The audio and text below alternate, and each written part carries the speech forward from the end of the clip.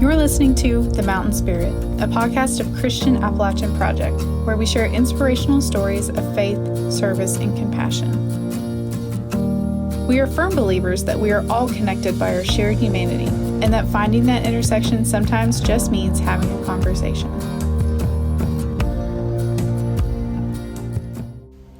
Today we get to hear from Warren Brunner, a professional photographer known for his portraits of the Appalachian people and region. Most notable are his photographs documenting the war on poverty in the 1960s. He has collaborated with and taken photographs for more than 30 government and nonprofit agencies serving the region, such as Save the Children, Appalachian Regional Commission, Kentucky Guild of Artists and Craftsmen, Hyndman Settlement School, and Christian Appalachian Project. His photos have been featured in local, state, and national publications like Time magazine, and have been displayed at the Smithsonian Institution. In an era when photos enforcing stereotypes were becoming the mainstream image of the region, Warren was committed to showing an authentic Appalachia and its people with dignity. Even outside of his studio work, he was dedicated to spending time with people in the region. In fact, every Sunday, he would drive down mountain roads with his family in a Jeep, getting to know the people they met along the way, and gaining a reputation of trust among the communities. Warren, who is now 96 years old, sat down with us to reflect on his photography career and experiences. Hi, Warren. Welcome to the show. It's great to meet you. Let's start off by talking a little bit about you. I grew up in a little fishing village on the shore of Lake Superior. And then I went to a photography school in Indiana, and this lady hired me to manage her photography studio in Berea. And so I moved down to Kentucky in about 54. When did Father Beiting come? Father Beiting came to Appalachia in 1950. Yeah, that was when I first met him. Our first job together was back in the 50s. And we went to visit, that was Bedfast in his home. And we set up an altar and had Mass. And he had the candles lit and everything fixed real nice, just like a little church. And so that was my first experience, and we got along fine ever since. We had 2 or 3 adventures together. The most exciting thing was going to Beiting and getting on a houseboat and floating down the Kentucky River all the way to Frankfort. That took a week. And we went through the locks and we talked to people along the way. And then in another trip, we went down the Ohio River from Cincinnati. I went down towards Louisville. And then he kept on going and somebody picked me up. I had to go back to work. So we swam and we ate good. And he had some friends aboard that did the cooking. One time, he had the School for Deaf from Denville on his boat for a week. And that was kind of nice. At night, we had a vesper or prayer service or whatever you want to call it. And we all went up on top of the ship, or the houseboat. And then they were all in a circle, all gathered around. And it was pitch dark. All you had was the stars. And then there was one flashlight, and it was on this man's. And he could see his hands go around, talking sign language for the rest of the boys that were deaf. Just that one light and all those boys. In Father Beiting, that was the highlight of our service, seeing those hands move just with a flashlight on them. And all the boys there could know what he was saying. And that was sort of nice. What else did you do with Father Beiting or with Christian Appalachian Project? One time I went to a big meeting, and I don't know why he was there. He and a bunch of other men were there, and they had it in Berea. And at the end of the meeting, they announced that the next day they were going to visit a strip mine. So I got to go on that trip with him. And we went to Martiki Mine near Inez, Kentucky. And that was one of the highlights of touring the mountains. They had an orchard, and they had all apple trees planted there. And then they had a pig farm, and all the sewage went out and fertilized the fields all around the thing. And then they had the pigs there, and they raised them, they were old enough to slaughter. And so we saw lots of things on that trip, and that was kind of nice. So he opened a lot of doors. And then there was another man that worked for him, I think he's still around, named Ike Adams. He worked for CAP, and he lives in Paint Lick. And he was a writer and did the writing. And we visited different projects, homes and stuff like that people were working on. And we went out and photographed them putting roofs on the houses and things like that. That wasn't work, that was fun. I know you took a portrait of Father Beiting and spent some time in our programs. Tell me more about your studio and your photography projects there. In the studio, I did portraits in weddings, in school kids, in babies, in funerals. And then the War on Poverty came along. Have you ever heard of that? Then I worked for 30 different agencies during the War on Poverty. And I took pictures for them and wandered all over the mountains in West Virginia, Tennessee, North Carolina, and Kentucky. Of course. What did they want the photos for? Or what did they want them to show? Like President Johnson visiting the mountains and stuff like that. I never did meet a president. Oh, one day, a friend come up and he said, Brunner, he said, I got a special job for you. I want you to take a picture of this little old lady. And I can't tell you who she is, but on a certain day, she'll be up in the mountains, and I want you to go up in the mountains and take her picture. And so that day came, and I got in my car and drove. I didn't know where I was going, but I got there okay. And it was an airport. And then I met my friend there. His name was Dale Anastasi. And we waited there by the airplane to land. And then out stepped Mother Teresa. And we spent the day with her. And I took pictures of her.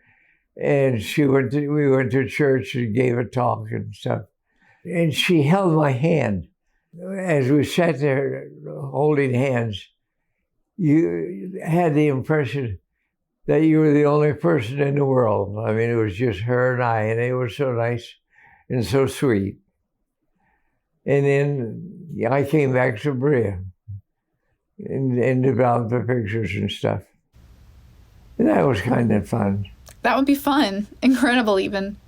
And they didn't tell you it was her before you went? She wasn't feeling well. She wanted to avoid crowds.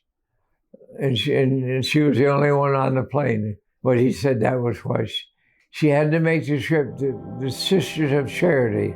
So that was one of her missions. Stay tuned. We'll be right back. Hello, friends of CAP. This year, CAP turned 60, and we couldn't be more excited.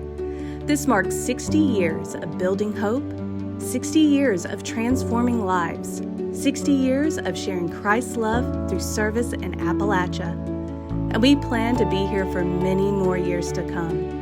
In celebration of our anniversary, we have created a special website where you can view the CAP archives and experience our story throughout the first 60 years of CAP. Thank you for being part of our story. Visit us at wearecap.org. That is wearecap.org. So we've talked about your photography career, but how did you get into photography in the first place? I was born that way. When I was about in the 7th or 8th grade, my dad got me a camera. And my mother was always taking pictures because she took pictures of everything, you know. And so that's how I got started. And then we moved from this little fishing village to Eau Claire, Wisconsin. And they had 2 daily newspapers. And during the war, I was in high school, and they had a camera club. And I got to join the camera club and take pictures. And then after that, the newspaper photographer got drafted. And they called the school looking for if they knew anybody that would take pictures. And they recommended me.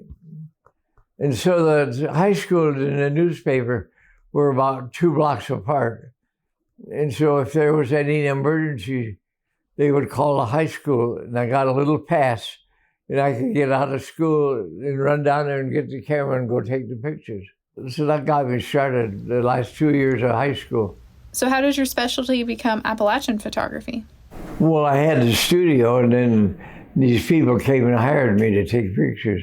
And yeah, we'd go around together and take pictures of families and people doing crafts and working in their fields and on their farms and stuff.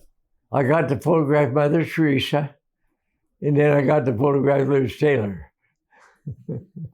She was making a movie over at Danville, and so I went over there and got to see her. Even just looking around this room is a reminder of the thousands of photos you've taken during your career. Of all the photos you've taken, is there one that sticks out in your mind as your favorite? The lady lived in a log cabin out on Red Lick, and she didn't have electricity or telephone or barely had a road to her cabin. And she lived there alone till she was up in her 90s. And I would go out to see her and visit her. And we bought a little farm next door. And we knew each other for about 40 years together. And we'd have prayer meetings at her house. And every time you went to visit her, she had a gift for you in handmade soap or honey or something like that. One time I went there, and on the stove were 9 pots of food, all cooking at the same time. And so she fed a lot of her children and different people. She was always ready for company. So that picture's of her home. You've already mentioned a few places you've traveled for your photos. What other interesting places have you been to take photos? I went down in a coal mine one time, and it was just 29 inches high. And you had to lay on this little car. They call it a Jeep. And when you went over a bump, the car would hit the ceiling, and the coal would drop down on you. And then we got to the end of the line, and we got out, and I got pictures of the guys mining and digging coal. And back in those days, they had little cars. And you get a bunch of tickets or coins when you go to work. And every time you load a car, you hang it on there. And then they collect them, and that's how they pay you at the end of the day. And it was wet in there. And they had electrical cables running. And they had rags wrapped around them where the cars ran over them so often that it made the wires bare. And then they would wrap a rag around the bare wires. And then they would short out, and you'd see the steam rising from the rag. And you called on your hands and knees. You could feel the electricity in the ground go up through your body as you walked along on your hands and knees. I don't want to do that again. And I got back in there, and I says, "Hey, mister, what do you do if you have to go potty? You can't stand up, and you can't squat, and you can't do anything." And he says, "Mister, you got to learn to control yourself." And so that was the end of my coal mining experience. No, I don't blame you. I don't think I would ever be able to do that experience again either. People would hire me to fly an airplane over things they wanted pictures of, and that was kind of fun. And back in the 1960s, Berea was a bombing range for a four-motored airplane. Was it a B-29? I don't remember. Mm-hmm. They were World War II airplanes, and they flew right over our house in Berea, and the windows would rattle. And I was up in this plane one day, and I kept tapping the pilot on the shoulder that I wanted to go over there. And then he said, and then his finger went right down like that. And we weren't flying very high, but one of those bombers went right underneath our airplane. And it was between the airplane and the ground. They were so low.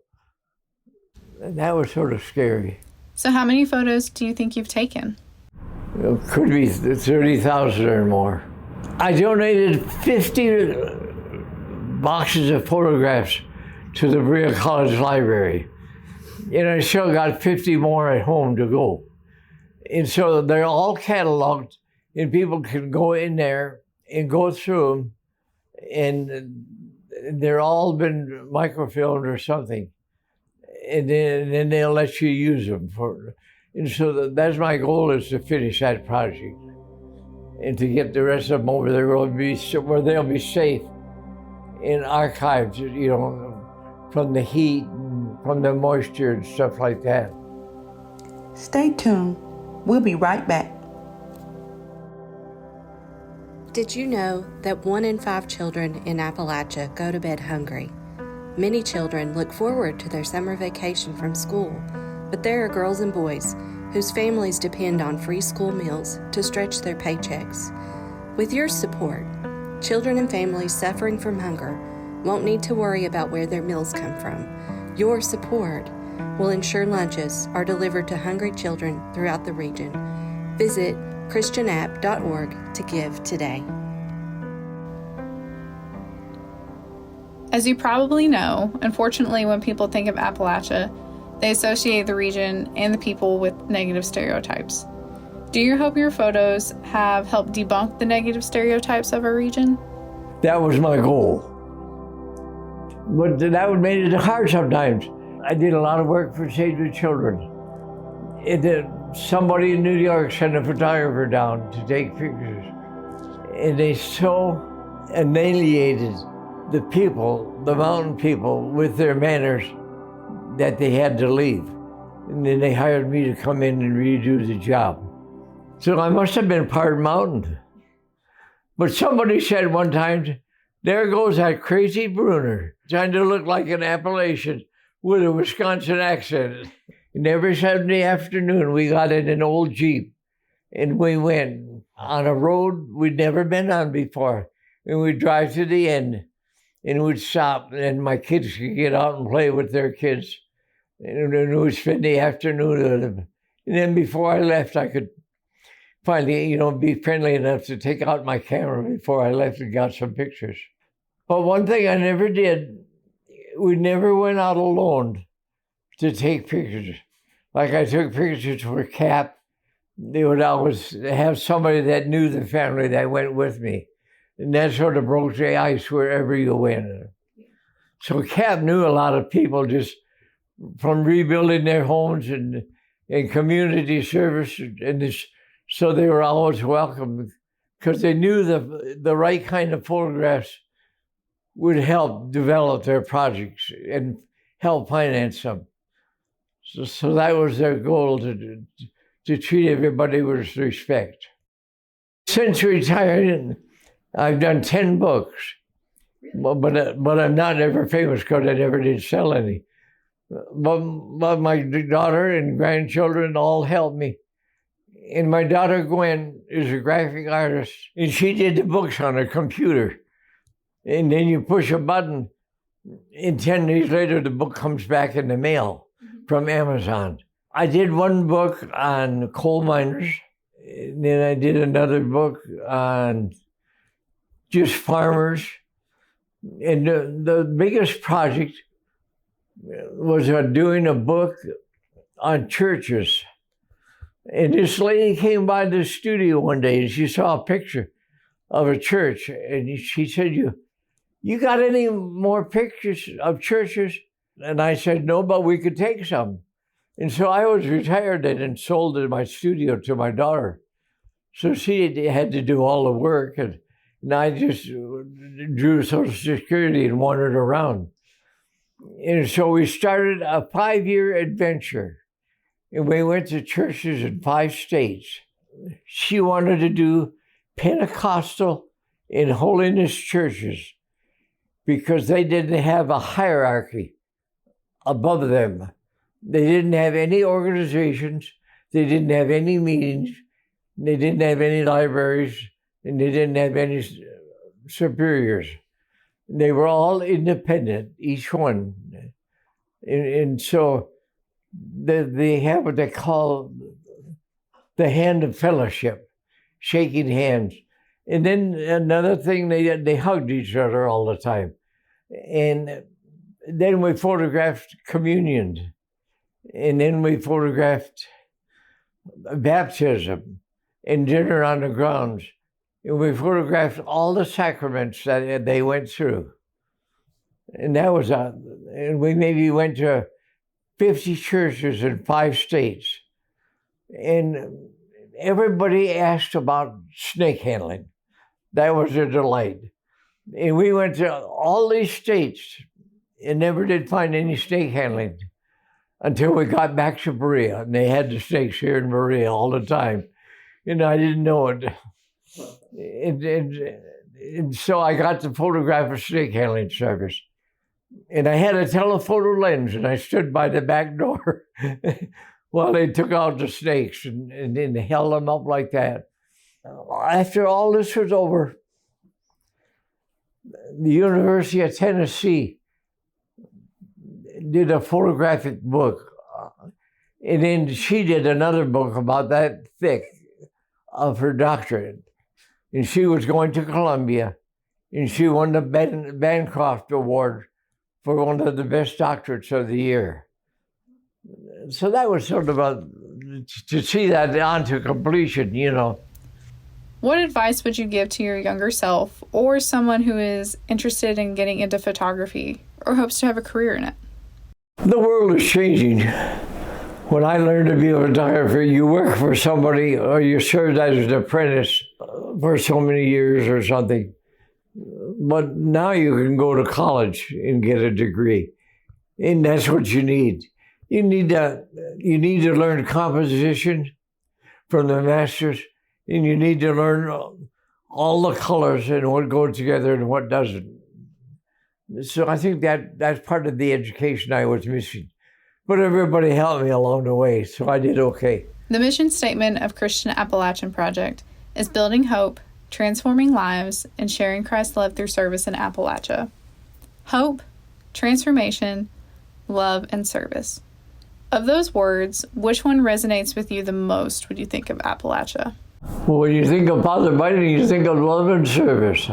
So if you're a lover of God and believe in Him, that's what you want to do. They go hand in hand. You can't separate those two. Our guest today has been Warren Brunner, a professional photographer known for his images of the Appalachian region. We hope you've enjoyed the show, and we'll check out next week's episode. Tell your friends to check us out too. You can follow the work of Christian Appalachian Project on all social media channels. Find the show online at wearecap.org/podcast or anywhere you get your favorite podcasts. Be sure to subscribe so that you never miss an episode.